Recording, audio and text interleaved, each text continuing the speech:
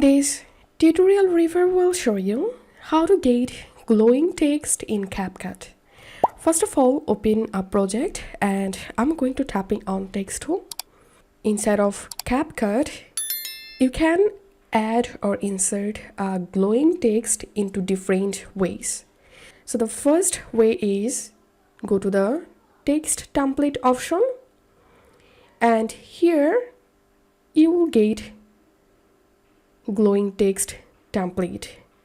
Once you selected the text, double tap on the text and now you can replace text. So this was the first way to add a glowing text on CapCut. And the second way is tap on text and select add text, and here write your text. Go to effects,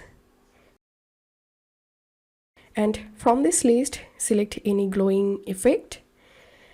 So this is how we can add glowing text in CapCut. If you find this video helpful, don't forget to subscribe Tutorial River. See you in the next video.